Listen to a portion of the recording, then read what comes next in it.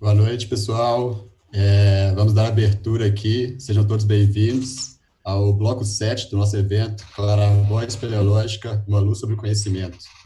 Hoje é a nossa penúltima edição, nossa penúltima live. A gente vai abordar um tema aqui um pouco diferente do técnico que foi nas outras lives, mas muito importante para gerar uma discussão muito bacana, que é o espeleoturismo.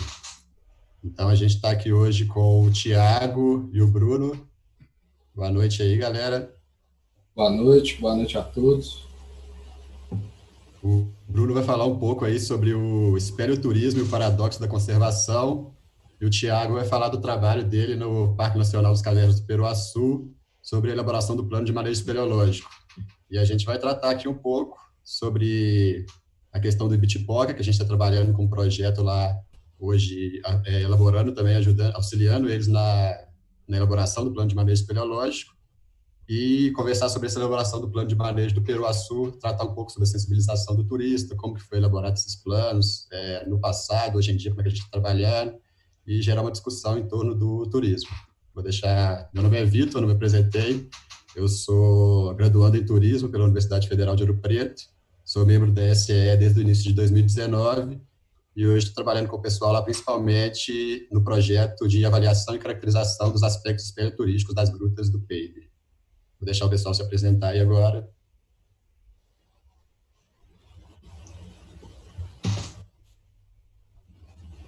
Bom, então vou me apresentar. Meu nome é Thiago, eu sou geólogo, formado pela UFMG e pratico espeleologia desde 2000. Em 2001, eu entrei no Grupo Mobuí de Pesquisas Biológicas e em 2004 tive a oportunidade, junto com o Mobuí, de estar executando o Plano de Manejo Espeleológico do Peruaçu. E atualmente faço mestrado aqui pela UFOP e vou estudar as cavernas, as agências das cavernas quartzíticas lá de Ibitipoca. Bom, boa noite a todos. Meu nome é Bruno Diniz. Eu sou formado em turismo pela Universidade Federal de Ouro Preto. Comecei na SE em 2014, após uma visita à mina Dudu, uma mina bem famosa na região de Ouro Preto. E foi onde eu comecei a me interessar pelo meio da espeleologia e continuo até hoje. Hoje em dia eu trabalho como espeleólogo autônomo, no processo de licenciamento ambiental. E meu trabalho de conclusão de curso, que foi onde eu tive maior envolvimento com as cavernas, foi feito no Parque Estadual do Ibitipoca, que eu apresentei na minha palestra, né? Onde eu analisei o potencial espeleoturístico de algumas cavidades do parque. O meu TCC ele foi integrado pelo projeto da SE com o SECAV, que está em continuação ainda, em andamento ainda. E esse projeto também visa o levantamento do perfil do visitante, além de prospecção espeleológica, mapeamento de algumas cavernas também. E esse perfil do visitante é um ponto bem interessante também, acho que o principal ponto, que igual a Bárbara falou na primeira palestra da Claraboia, que a gente deve conhecer o nosso público-alvo, né, para se criar diretrizes de acordo com cada unidade. Então, a gente precisa entender quem é o visitante do parque para passar esse conhecimento e criar essa sensibilização ambiental. Massa demais, galera. Então, a gente quer criar esse debate aí, pedimos todo mundo aí para participar, mandem perguntas, sugestões. A gente tem que conversar isso aí, porque o turismo ele tem um potencial muito grande, né, de conscientizar, sensibilizar as pessoas sobre a importância disso. A gente está aí agora na área de espeleologia com um decreto que está querendo sofrer alteração através do Ministério de Minas e Energia e que tem muita grande chance de acabar com cavernas de máxima relevância. E o turismo dá a possibilidade de mais pessoas, o pessoal leigo que não está ligado à espeleologia, ter um contato com isso, conhecer, sensibilizar, poder agir mais em prol dessas cavernas. Eu vou começar fazendo uma pergunta aqui para o Bruno, em relação lá em Bitipoca, Bruno, que a gente começou o trabalho lá de caracterização, você fez seu TCC lá. Eu queria que você falasse um pouco sua visão geral, mostrar para a galera inicialmente como que você vê que acontece o turismo lá, principalmente esse turismo voltado para a área de espelho. Então, igual eu falei desse perfil do visitante, a gente começou a fazer algumas pesquisas, né, de levantamento, com aplicação de questionário, e o resultado preliminar é que os visitantes têm pouco entendimento ainda do que é a espeleologia, do que a caverna representa, né, ambientalmente. Então, eu acho que nessa parte do turista ainda falta o entendimento da relevância do patrimônio do parque, né? O parque, ele é o parque mais visitado de Minas Gerais, então recebe bastante visitação, e com esse grande número de visitação fica mais difícil todo mundo entender, né, a relevância do patrimônio. Então, esse projeto eu acho que ele é crucial para ter uma mudança na conservação do parque e das cavernas também, que a gente percebe o uso de algumas cavidades indevido, né, com bastante pichação, com bastante lixo. Então, a gente tem que começar da base para poder mudar essa visão aí da população dos turistas que vão ao parque. Eu vejo que a comunidade de Ibitipoca é mais integrada, né, bem integrada ao parque, eles divulgam a marca do parque, a grande parte da renda dos empregos da comunidade local é gerada pelo parque, então eles já têm essa consciência da importância do parque para eles, mas eu ainda vejo essa falta de entendimento do turista sobre a relevância do parque, né? E a gente pode ver isso claramente na conservação das cavernas, que está bastante impactado, né? Com certeza. Igual você falou, né, sendo o parque mais visitado de Minas, é um potencial gigantesco, né, de se explorar essa parte interpretativa. A gente conseguir levar essa informação que a gente tem, essa noção que a gente tem da importância disso para o pessoal que está lá. O parque, ele é respirado na cidade, lá no centro de Bitipoca, né? Então, esse pessoal está o tempo todo em ligação com o parque, os turistas estão lá, e as cavernas são muito pouco exploradas quanto a isso. É um turismo muito mais degradante atualmente, né? Espero que a gente consiga fazer ações para poder mudar isso, fazer a diferença nisso. Isso ainda eu acho que vem da problemática das cavernas ainda não terem um plano de manejo, né? Com certeza. O TCC ele pode até contribuir, o projeto da SE também vem contribuindo para a implementação dos planos, mas eu acho que após a implementação dos planos tem bastante coisa a ser melhorada também. Inclusive mudanças talvez no modelo de visitação. Lógico que um parque que recebe tanta gente assim por ano vai ser mais complicado de se aplicar algumas mudanças, mas eu acredito que devem ser feitas algumas mudanças no modelo de visitação, né? Principalmente nas cavernas. Certeza. Então, passando para o Fox aqui, para o Thiago, vamos falar um pouquinho do Peruaçu, né, Fox? Que você participou lá da elaboração do plano de manejo no ano de 2004, certo? Perfeitamente. Isso mesmo. E foi antes de instaurar a unidade de conservação lá, né, do parque, esse plano de manejo das cavidades de lá. Eu queria saber, você comentou com a gente que na época não existiam as diretrizes, né, para a elaboração desse plano de manejo. Então, quais foram as principais dificuldades? Como vocês pensaram para poder fazer esse plano de manejo lá, para elaborar o que vocês iam analisar, para poder fazer as propostas de monitoramento, né, no futuro? Como foi essa elaboração suas? Certo. Bom, então, inicialmente foi feito uma homogeneização da equipe, porque a gente pegou os critérios de fragilidade, de risco ao visitante, e tudo isso é um pouco, tem que ter uma conversa na equipe para poder ter um padrão. Então, passou por alguns dias para todo mundo estar calibrado dentro desse padrão que foi proposto, foi desenvolvido, mas a metodologia passou por criar mapas temáticos de fragilidade, os locais onde tinha espirotemas mais frágeis, onde tinha a possibilidade do visitante entrar em contato com esses espirotemas, seja por pisoteamento ou por necessidade necessidade de deslocamento dentro das cavidades. Então, foi identificado isso, foi colocado através de um mapa, onde indicava, por exemplo, a parte mais frágil, cor vermelha, a parte menos frágil, médio é uma cor laranja e a parte sem fragilidade em azul. Então, em cima disso que foi montado uma parte. E aí são sobrepostos vários mapas. Então, tem esse de fragilidade e vulnerabilidade, tem o de risco ao visitante, que vai estar avaliando quais riscos o visitante está se expondo, desde o deslocamento para as cavidades, para os circuitos, ou dentro da cavidade.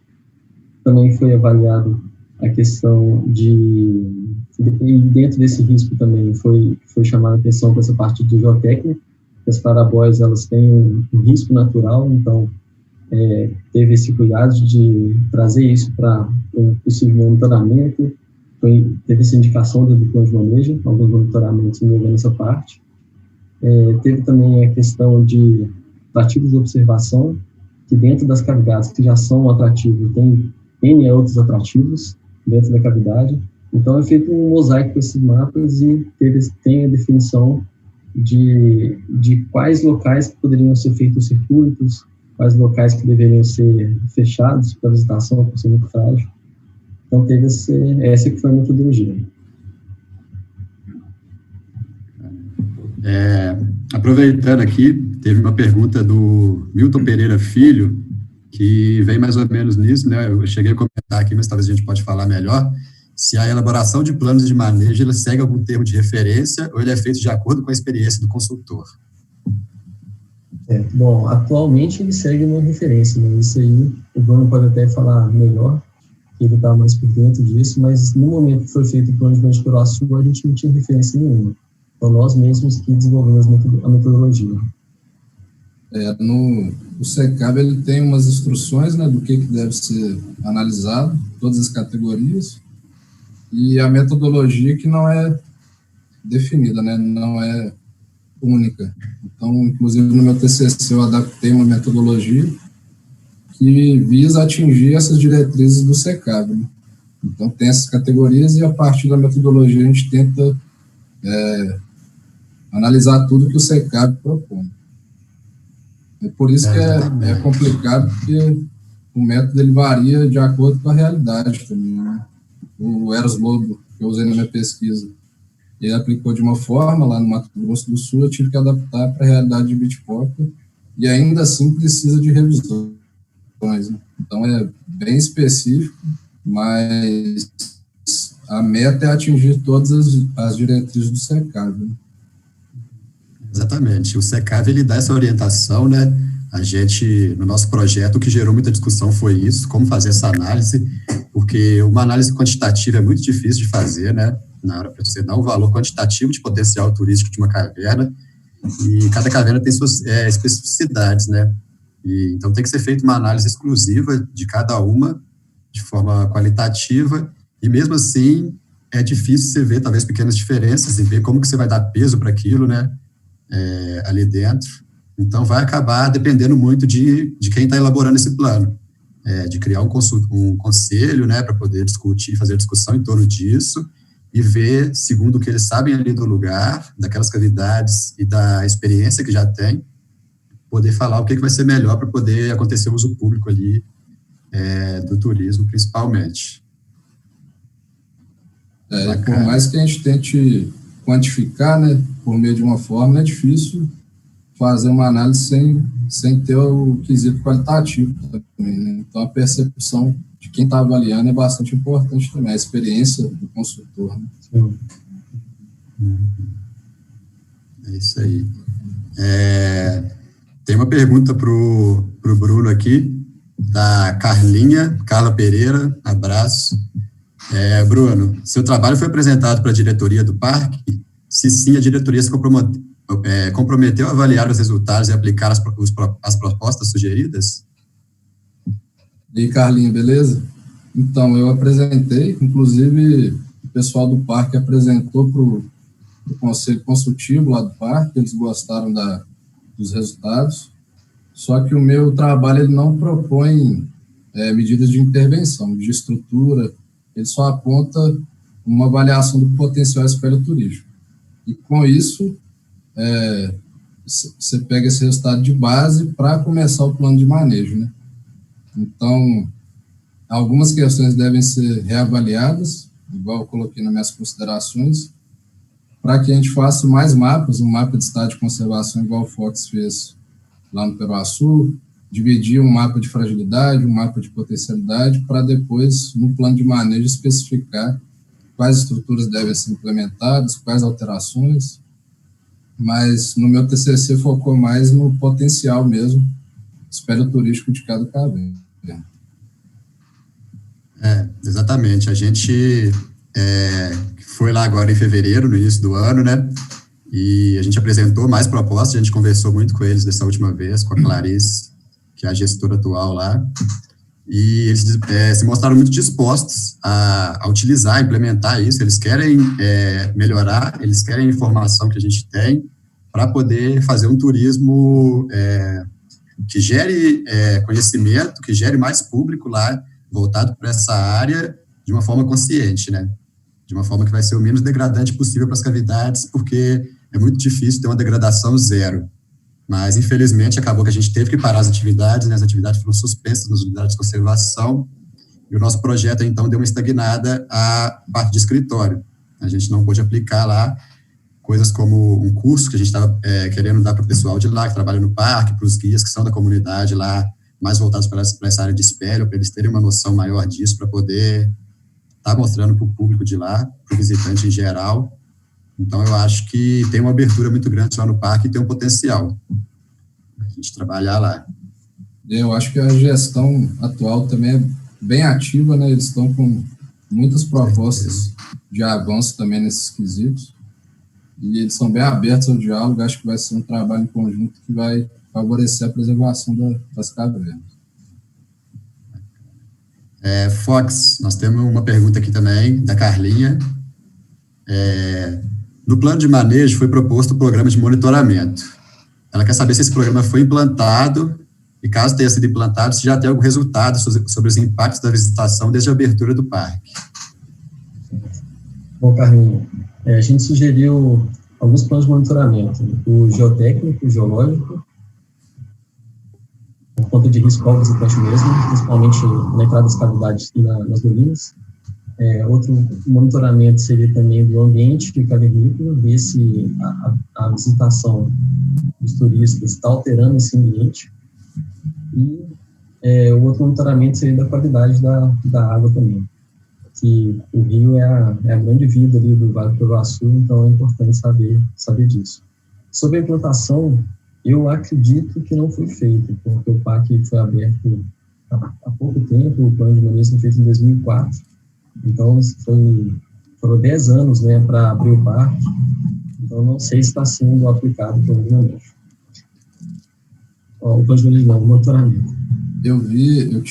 Fiz estágio lá no ano passado, né? Eu tive contato com o pessoal do SECAV, que está fazendo uma pesquisa em conjunto com a PUC Minas de monitoramento microclimático. Então, tem alguns datalogger em algumas cavernas lá, né?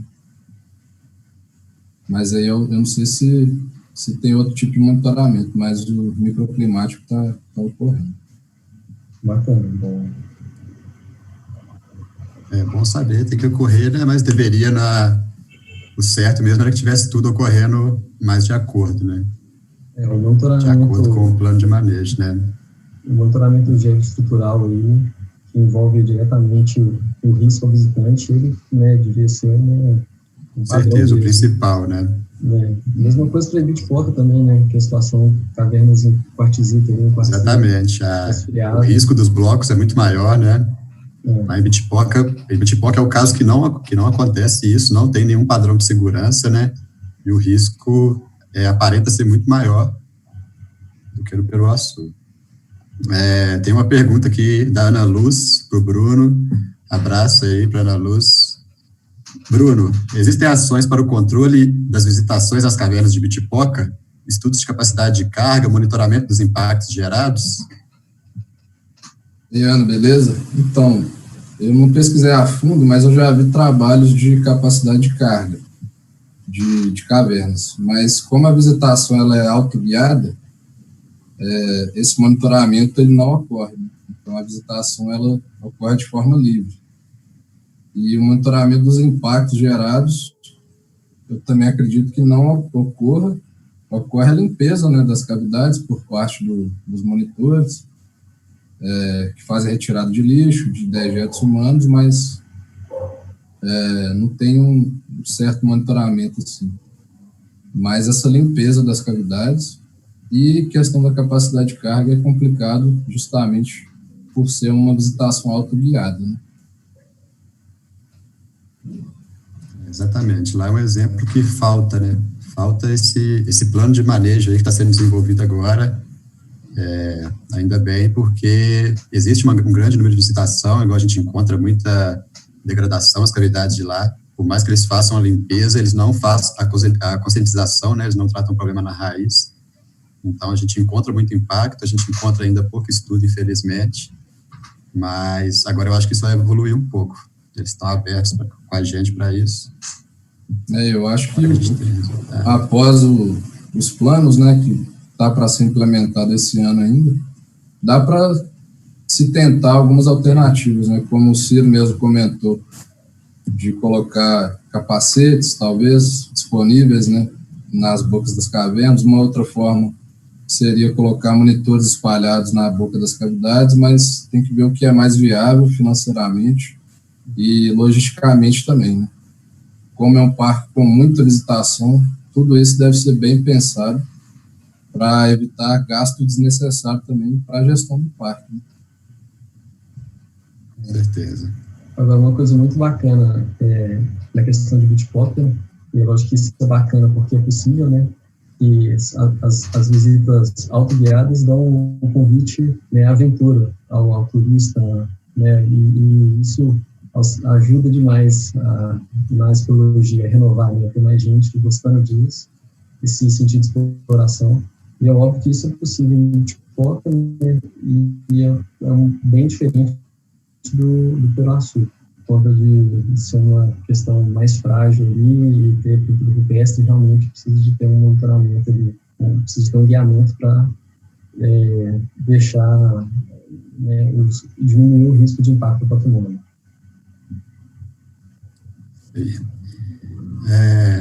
O professor Paulo de Tarso está acompanhando a gente aí, queria mandar um abraço para ele aí. Um abraço, professor. E ele mandou uma pergunta aqui ampla para todo mundo. Qual a melhor forma de integrar todos os aspectos envolvidos na avaliação, como a parte biológica, arqueológica, geoespeleológica e de segurança em um plano de manejo? Complicado, hein? Boa noite, professor. O Paulo de Tarso, ele faz parte também do projeto da SE Consecab, né? Então, ele auxiliou muito aí nas discussões, nas reuniões, como conduzir o projeto, né? E essa integração de todos os aspectos, eu acho que está no caminho dessa metodologia nossa, né? Porque a gente avalia, de certa forma, todos esses aspectos. A complicação maior é valorar cada aspecto, né? Dar peso de acordo com a intensidade de ocorrência. Então, são necessários especialistas, né, de todas as áreas, e o que a gente fez foi meio que uma avaliação preliminar. Ela condiz com as percepções avaliadas em campo, então ela, além de ser preliminar, ela também pode servir de base, né, para um estudo mais aprofundado, mas eu acho que essa integração ela deve ser feita com uma equipe multidisciplinar, especialista mesmo em cada área, para tentar analisar quantitativamente através do método e qualitativamente através da experiência de cada um. E isso levando em consideração a utilização das cavernas historicamente e atualmente. Sim, o que foi feito no caso lá concordo muito com o que o Bruno falou, a grande dificuldade é essa mesmo, mas lá no Peroaçu, o que a gente fez foi, através dos mapas temáticos que foram elaborados, levou até eles a proposta de trilha até o pessoal do Rodrigo, que fez a parte do espelho, também a parte de paleontologia. Então, teve uma consolidação de todos os mapas e, ao final de tudo, teve uma ida no Peroaçu só para verificar o que estava sendo passado. E essa ida foi multidisciplinar, então foi um trabalho de muita conversa, né, de muito diálogo ali para chegar num certo consenso. Mas essa é a grande dificuldade, realmente é essa, é como trazer esses mapas temáticos, essas fragilidades da questão, né, de biologia, de paleontologia, para uma forma simples de falar, ó, aqui realmente não tem como, ou se tem como fazer da forma que não ocorra impacto. Realmente, uma grande dificuldade da ciência, às vezes, em geral, né, é conseguir passar isso, conseguir transmitir esse conhecimento de uma forma mais clara, né, principalmente quando a gente está tratando do turismo, que a gente lida com o público em geral, a gente, às vezes, ainda tem essa dificuldade de tratar isso e traduzir isso, né, para quem está ali visitando. Mas bacana, o Te Enganei, Paulo Lima, mandou uma pergunta para a gente aí também. Se vocês acham que a maior dificuldade é na avaliação dos aspectos espelioturísticos ou na integração entre eles? Eu acho que na integração, né? Igual a gente falou agora, junto à pergunta do Paulo de Tarso, que avaliar superficialmente a gente consegue, né? Pela bagagem que a gente tem da espeleologia, mas integrar todos esses aspectos que eu acho que é a problemática, né? É bastante difícil saber o que pode valer mais do que outro, né? Digamos assim. Então, Exatamente. Trabalhar em harmonia todos esses aspectos que eu acho que é a maior problemática, além da avaliação. Eu acho que acaba que nos dois pontos bate isso de avaliar pesos, né? Eu acho que numa avaliação de aspectos, se a gente for ver pelo lado da bio, por exemplo, a gente vai ter uma dificuldade de avaliar e de dar peso em diferentes cavidades, né? E que aí piora isso na hora de se integrar junto com outros aspectos, talvez tenha um peso diferente de uma cavidade para outra, de contemplação, ou de fragilidades, vulnerabilidade. E aí, no geral, cada cavidade vai ter um nível, digamos assim, para cada variável, e na hora de você integrar tudo, como que você dá um percentual, né, para aquela cavidade? Quantificar esses aspectos é muito difícil, né? Por isso que a metodologia ela tem que levar em conta também o qualitativo, a percepção de quem está realizando o trabalho, que realmente vai contar mais, eu acho. O resultado percentual ele vai auxiliar, com certeza, mas a análise, né, qualitativa, eu acho que é primordial. Mandar uma pergunta aqui, eu acho que o Fox vai saber responder essa, do Milton Pereira Filho. Como os parques tratam aspectos de segurança dos visitantes sobre as responsabilidades de cada parte? Em caso de acidentes, há alguma estrutura de resgate ou simples primeiros socorros? Pelo fato aí de você ser da seção de resgate aí, né, da SPE, Fox, você já viu os parques, eles têm alguma estrutura para poder, em caso de resgate, você já chegou a ver? Bom, Miltinho, bacana pergunta. Dentro dos parques, a gente tem realidades também distintas. Por exemplo, o Parque da Serra dos Órgãos, que é o parque do Rio de Janeiro, ele permite níveis de turista diferentes, o pessoal fazer uma caminhada ou mesmo uma escalada do Dedo de Deus, da Gruta Diabo, ou algum outro escalada ali dos setores. E o parque permite isso, então você chega lá sem tempo de compromisso, né, onde você vai seguir as diretrizes do parque, e já aconteceu acidentes que o pessoal conseguiu, junto com o pessoal do bombeiro, sempre fazer o resgate lá da vítima. Então, tem outros parques que já são mais restritos, né? Tem alguns parques que você só pode fazer a visita dele através de um guia, seja por segurança do guia, ou por segurança do turista, ou por segurança do patrimônio que você está indo ali visitar. Então depende de cada parque. E, atualmente, está sendo desenvolvido, agora que está tendo mais essa demanda do ecoturismo, da espeleologia, do espeleoturismo, na verdade, os parques estão desenvolvendo planos de resgate e salvamento. Então, tem alguns parques que são típicos de espeleologia de aventura, como, por exemplo, o Petar, que já estão formando equipes para, caso tenha algum acionamento, né, seguir a cadeia de acionamento e conseguir atender as vítimas. Então, os parques têm realidades diferentes, mas essa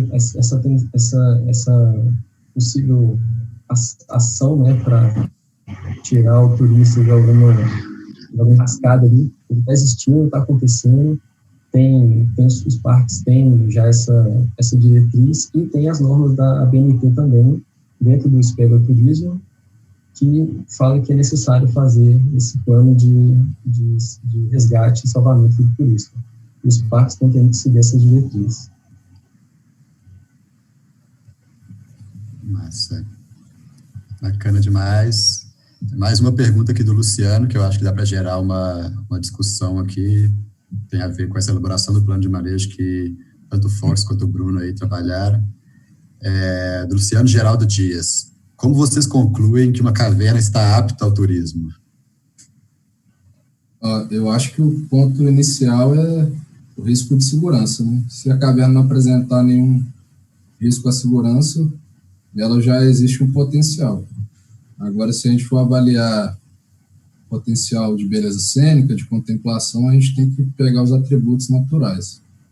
Mas, basicamente, se a caverna está segura, ela já tem um potencial para que ocorra a visitação, né? Agora, se ela tem algum aspecto que chame a atenção do turista, aí deve ser avaliado posteriormente. Mas, para ela estar apta, ela basta ser segura. Sim, e ela sendo segura e tanto segura para o turista quanto o turista segura para ela, né? O turista não impactando ela, não gerando ali passivos e também respeitando aí a parte bispirológica, né? Que é uma parte bem sensível dentro da cavidade, então eu concordo, né? É uma caverna que é possível que esteja apta. Essa parte da bio é primordial também, né? Porque a primeira análise que deve ser feita é da biologia, né? Se tiver alguma espécie ali que possa ser danificada, né, impactada pelo turismo, também vai ser um ponto que vai inviabilizar a cavidade para o turismo. Bacana, concordo muito. Eu acho que está em torno da palavra segurança, então, né? Segurança tanto para as pessoas, para o visitante, quanto para a própria cavidade, para espécies que ali podem viver, né? Da sua relevância, da relevância do ecossistema. Tem uma pergunta para o Bruno aqui, do Felipe, famoso Bonito. Um abraço para ele aí. Caro Bruno, como você vê a importância do turismo na conservação das cavernas? Fala, Bonito. Beleza? Então, isso é complicado porque vem nesse paradoxo da conservação, né, que eu abordei na palestra. Geralmente o turismo ele vai ocorrer dentro de unidade de conservação e, na maioria dos casos, as unidades de conservação são criadas para a proteção do karst. Então, possivelmente vão ter cavernas turísticas.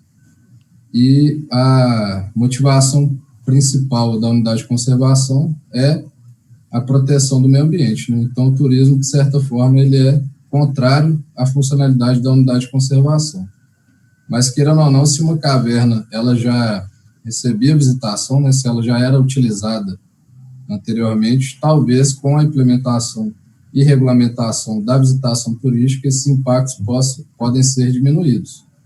Então, nesse aspecto, o turismo pode ser positivo na conservação delas. Mas, em alguns casos, se não for bem planejado, né, a depender principalmente do comportamento do visitante, o turismo pode ser prejudicial. Então, vai depender do modelo de visitação e principalmente do perfil do visitante, né? Ele pode ser tanto conservar quanto prejudicar também. Isso aí é uma coisa que gera um debate muito grande, né? Tem os dois lados, tem aquela famosa frase do conhecer para conservar. Então, a pessoa precisa saber experienciar aquilo para conseguir saber a importância daquilo e preservar. Mas, ao mesmo tempo, com o pouco conhecimento, às vezes as primeiras, não impressões, mas o primeiro contato com aquele lugar pode ser um contato prejudicial para o lugar. Então, pode ocorrer a degradação. Então, é uma coisa aí que é uma grande discussão, né? Fica na balança. Até quando o turismo ele pode ser positivo ou negativo para as cavidades.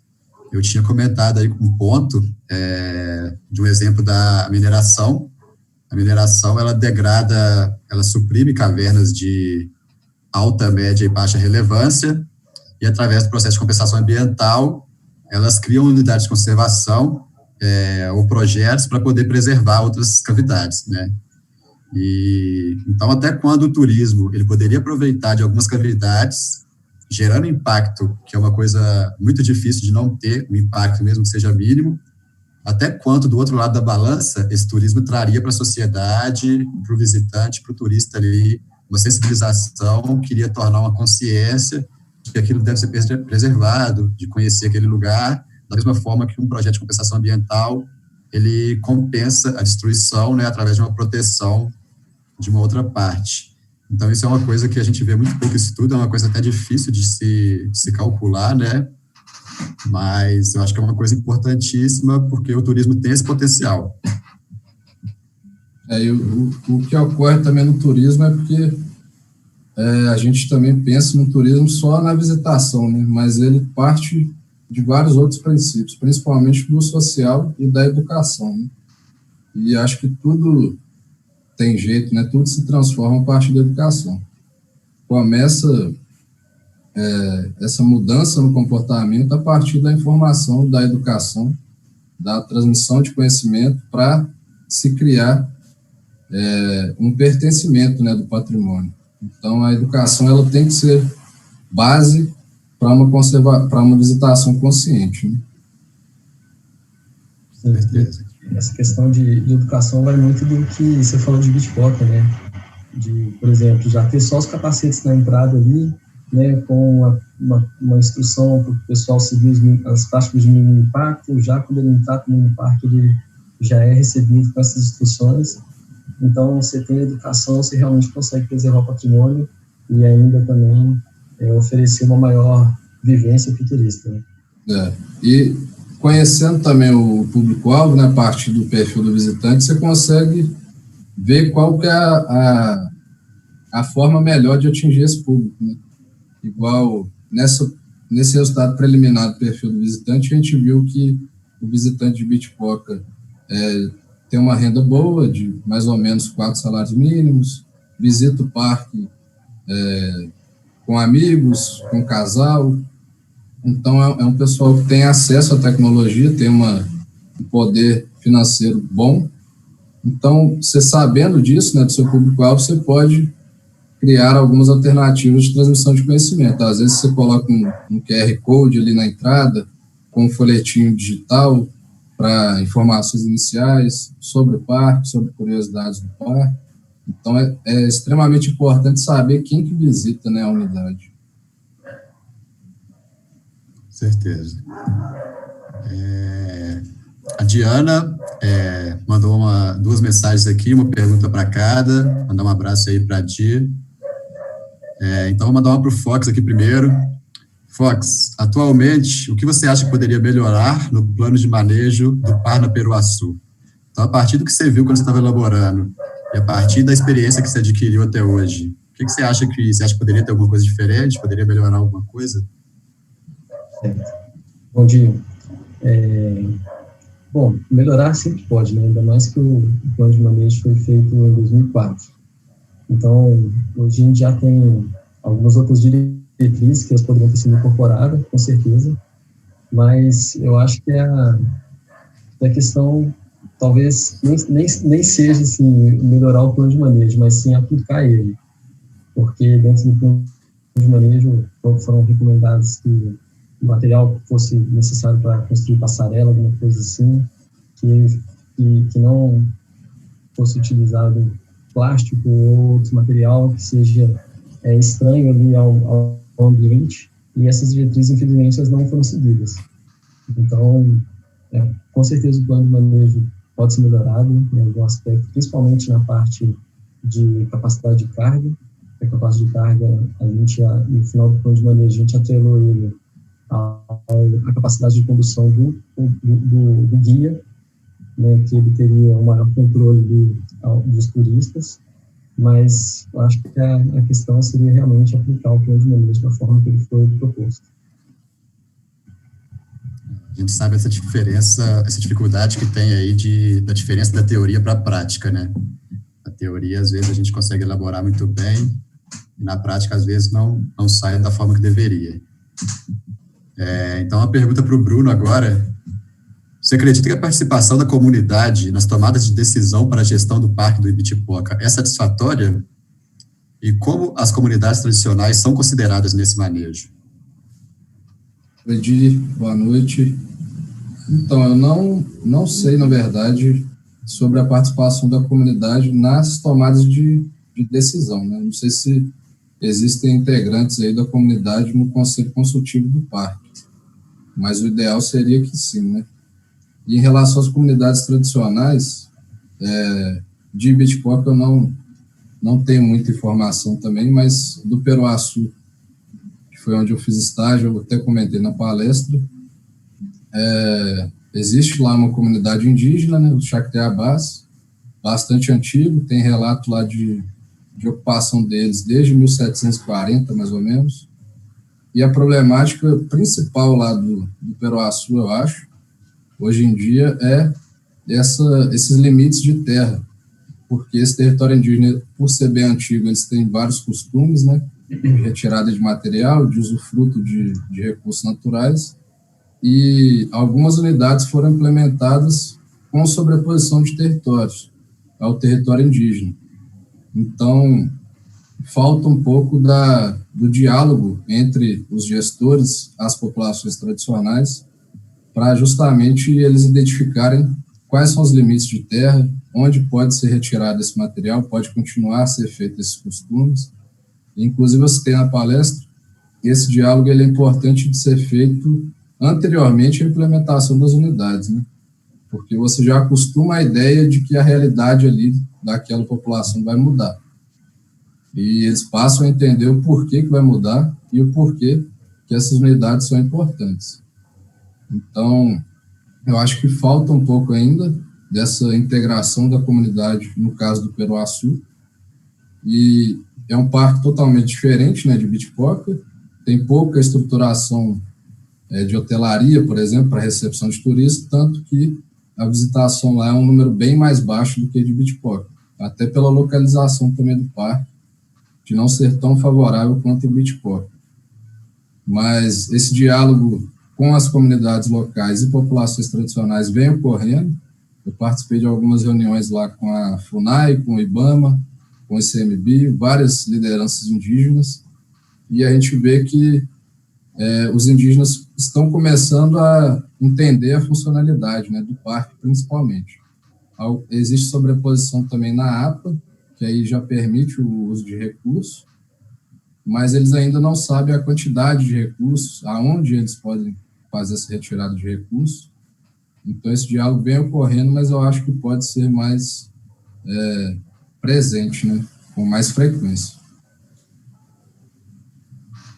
Eu queria dar uma complementada também, né, nessa questão da DI, na pergunta sobre a tomada de decisões da comunidade para a gestão do Parque de Ibitipoca, se é satisfatória. Ao meu ver, eu acredito que é muito satisfatório lá, sim. Como o Bruno comentou, a gestão lá é uma gestão que faz um trabalho muito bom na questão de trilhas, de informação. Para o lado de espelho, ainda falta muito, mas para o lado dos circuitos, eles têm uma estrutura muito boa, eles têm um centro de visitantes muito bacana, e o Conselho Consultivo do Parque, ele é quase todo formado por pessoas lá da região. Os guias estão sempre conversando lá com a gente, o pessoal, quando está fazendo reunião lá, depois batem um papo, então eles conhecem muitas cavernas de lá, eles conhecem cavernas que a gente não tem noção, então muitos comentam que para eles o parque ele é o quintal de casa, então eles têm muito cuidado e carinho com o parque, e o parque abraça isso muito bem, aceita isso muito bem, e com isso eu acho que eles fazem um trabalho muito bacana lá dentro do Ibitipoca, que aumenta esse potencial. A última conversa que eu tive com a Clarice me deixou muito alegre da possibilidade da gente trabalhar lá, junto com o pessoal da região, junto com a gestão do parque. Potencial gigantesco, o parque é maravilhoso, tem inúmeras cavidades, né?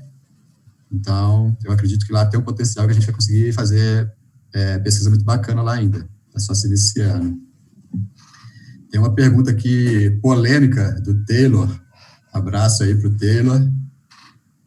Quais seriam os passos necessários e qual seria a melhor forma de fazer para abrir as grutas das bromélias e Manequinha em Bitipoca, se cabível para o espeleoturismo? E aí, Taylor, boa noite. Então, primeiro a gente deve fazer a aplicação dessa metodologia, e eu acho que alguém perguntou aqui sobre a análise geomecânica, eu acho que foi o Smigol. Eu acho que não só na Manequim, na bromélias, mas em todas as cavidades também deveria ser feito um estudo de geomecânica pela litologia do parque, né? A gente vê desplacamento, muita ocorrência de desplacamento de lajedo, né? Então, inicialmente seria a aplicação desse método, a análise da geomecânica principalmente, e um foco maior na biologia, na microbiologia. A gente viu o trabalho da Lara, onde existe o potencial aí de criação de antibióticos, né, com alguns micro-organismos encontrados em cavernas de Bitipoca. Então, não só na Manequim, quanto na bromélias, mas em todas as cavernas deve ser feito esse estudo, inclusive para que o plano de manejo ocorra, e se no caso da Manequim e da bromélias for positivo, o plano de manejo acontece. Na Manequim, visualmente, eu vejo um potencial muito grande, principalmente no setor ali do Vietnã, que é de fácil acesso. É bastante amplo também, né, um salão bem bonito. Na bromélias, a mesma coisa, ela já foi aberta a visitação, mas eu acho que deve ser feito essas análises anteriormente à abertura, não só das duas, mas de qualquer cavidade. Concordo com o Bruno. As análises elas vão subsidiar o plano de manejo, e o plano de manejo vai estar indicando aí, possivelmente, monitoramento geotécnico. Então, tendo primeiro aí o estudo de plano de manejo para saber se elas são possíveis de, né, receber a visita turística, e posteriormente o incentivo, né, que o parque vai fazer para essas visitações. Nossa. A gente comentou, né, sobre essa possibilidade de uma caverna ser apta ou não ao turismo, tem a ver com a segurança. Vou aproveitar uma outra pergunta que o Taylor fez aqui, para continuar mais ou menos nesse mesmo debate, sobre o que eu tinha pensado. Existe um segmento aí de turismo de aventura, né, em que existe algum certo risco nesse turismo, e geralmente ele é feito por pessoas que já têm uma experiência prática, ou em rapel, ou em canoagem. No caso das cavidades, por exemplo, o Taylor falou aqui que na Espanha, há muitos anos, a caverna de Valporqueiro faz uma travessia turística guiada, exclusiva para espeleólogos, com experiência e capacidade física comprovada. Ele perguntou o que a gente acha da ideia. Eu vi também o caso lá do Petar, né, na caverna do Ouro Grosso também. Eu não sei se acontece com frequência, mas eu já vi que já aconteceu também essa travessia da Ouro Grosso por espeleólogos com experiência. Então, em Bitipoca existem cavidades que podem existir e oferecer isso, né? Essa travessia como martimiano. O que vocês acham dessa ideia? Eu acho bacana demais, partindo dessa análise primeiro, né, que a gente comentou aqui, e questão de rapel, pela litologia também deve ser muito bem pensado, em pontos de ancoragem, o Fox pode até falar melhor, né? Mas, assim, tudo que pode ser possível aí de ser feito, né, não vejo problema. Se for feito por uma equipe competente, tudo dentro das normas, se tiver algum guiamento, lógico que tem que ter, né, principalmente ali na Martiniano, que é uma caverna bastante difícil, mas com guiamento e com esses estudos preliminares eu vejo possibilidade, sim. Concordo também. Não só na Espanha, como na França também, né, os grupos oferecem essa oportunidade de fazer essas travessias ou visitas de cavernas clássicas. E aqui no Brasil, na região de São Domingos, já tem algumas empresas de turismo, oferecendo essas travessias em cavidades difíceis, cavidades onde é necessário ter técnicas mais, como é que eu falo, técnicas mais precisas, porque não é simplesmente saber fazer o trabalho de corda, né? Tem também a forma de deslocar dentro da cavidade. Então, tem algumas empresas que oferecem isso e realmente, tendo essa possibilidade de segurança, não vejo problema, não.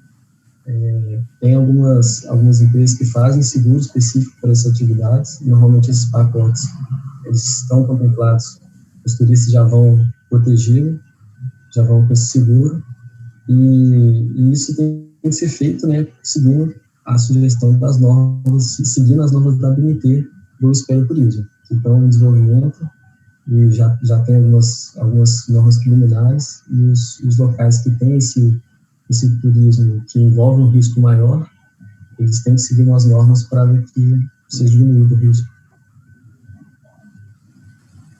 Bacana. Bruno, o Pocapilha, Ciro, mandou uma pergunta aqui.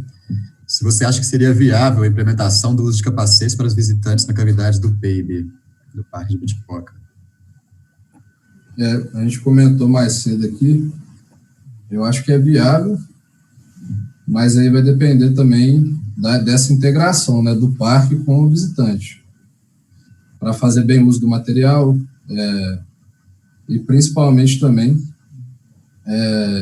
nessa capacidade de carga. A gente deve primeiro ter essa capacidade de carga bem definida, para depois disponibilizar esse uso de capacete. Eu acho que a visitação, na verdade, só poderia ocorrer com o uso de capacete, né? Que é um equipamento primordial aí para a segurança do visitante. É o básico, né? Toda atividade de espelioturismo.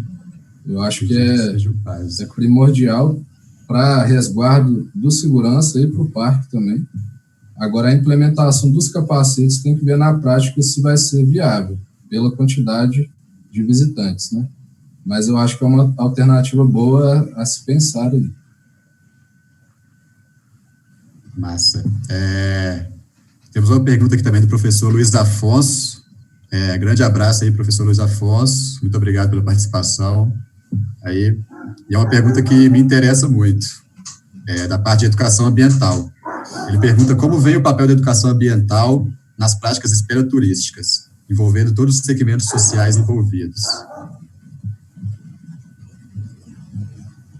Quer responder, Fox? Sim, obrigado.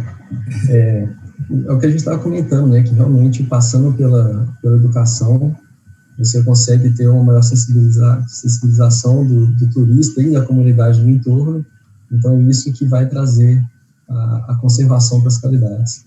Em 2017, o Bambuí, através do Vitor Moura e da Lualt, do Vitinho da Lu, eles ofereceram um curso de noções e práticas de conservação em caverna no Peruaçu, e esse curso foi um curso aberto. Ele priorizava principalmente os guias ali, os locais do entorno do Peruaçu, mas através desse curso de conservação, tentou-se passar um pouco de como que deve ser feito, né? Inclusive mexer nas trilhas, né? De utilizar as próprias estruturas, os próprios elementos do entorno ali para sinalização das trilhas, mostrou também como é feito para limpeza de impactos que a mão do turista estava colocando no espelho, estava sujo, então o pessoal foi lá e aprendeu como conservar, como retirar esses impactos. Então, desde esse cuidado menor de deixar o espelho limpo até a gestão ali de como cuidar da cavidade, passa por essa parte de educação e sensibilização. Então, é muito importante mesmo. Sem isso, não tem como nós, como espeleólogos que estamos a quilômetros de distância do local, conseguir fazer isso. Então, a gente tem que passar isso para frente para o pessoal local mesmo praticar e conservar o patrimônio. Lá em Ouro Preto mesmo, a gente tem um exemplo do projeto da SE, né? SE Solidária. Exatamente. E que A gente leva algumas crianças da rede de ensino público para visitar caverna, minas, e na maioria dos casos as crianças nunca foram em uma caverna, nem sabiam que tinha uma caverna em Ouro Preto. Então, essa transmissão de conhecimento, né, por parte da educação ambiental, ela é primordial para entender essa relevância aí do patrimônio, que às vezes eles nem sabem que estão inseridos. Com certeza. Eu sou um grande defensor do turismo como essa forma de sensibilização, né? De trazer essa informação ao turismo sobre o lugar que ele está visitando. Através de uma experiência, né, que ele está passando ali, nesse meio ambiental, a gente consegue ter essa experiência e, como educação ambiental bem feita, a gente consegue passar para a pessoa a experiência de fazer parte daquilo, sabe? A gente faz parte da natureza, né? A gente é o meio ambiente, a gente faz parte do meio ambiente. Então, quando a gente se sente parte daquilo, não só ver aquilo ali como uma coisa bela, de deslumbre, mas ver que aquilo ali tem toda uma conexão com a gente consegue entender mais a importância daquilo e preservar aquilo. E na área de espeleoturismo, essa visita em cavidade traz uma experiência que a gente sabe muito bem, né, que é enriquecedora. É uma experiência de arrepiar o corpo, né? Então, a gente consegue ver bem essa imensidão da natureza e sentir muito isso, e eu gosto muito disso. Então, tem muito a se aproveitar dessa parte para poder conseguir, através da educação, transmitir isso para os adultos, para os jovens e principalmente para as crianças, que eu acho que ali que a gente consegue sensibilizar, que ela ainda está nessa criação da conscientização, né? Como a gente estava discutindo, a consciência, ela se cria, né? Então, a gente tem que sensibilizar, e sensibilizando mais cedo, eu acho que a pessoa cria essa consciência de uma forma mais evoluída, digamos assim. Muito massa. Nosso tempo tá chegando ao final aqui, galera, então vamos fazer umas 2 últimas perguntas aqui. Uma é do Bruno Fernandes, passou rapidão, a discussão tá massa. O Sedan mandou uma pergunta, então.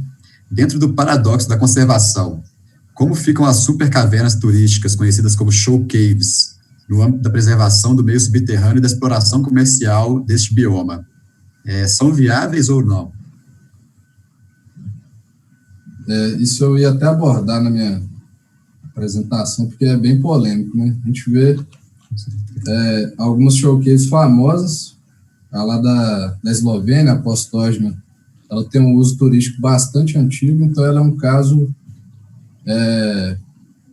diferente, né, de algumas cavernas, de algumas showcases em outras localidades. Como ela já tem um uso turístico bem antigo, eu acho que essa prática do turismo ela já se normalizou. Essa prática já era bem anterior às normas ambientais, né, de proteção à caverna ou qualquer outro atributo ambiental.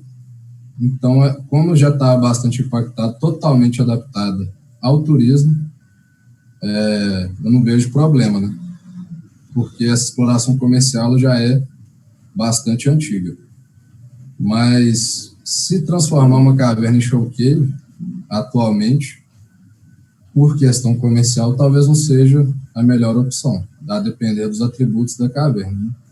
Então, toda essa infraestrutura, principalmente interna nas cavidades, ela deve ser pensada priorizando os atributos naturais, priorizando a conservação da caverna.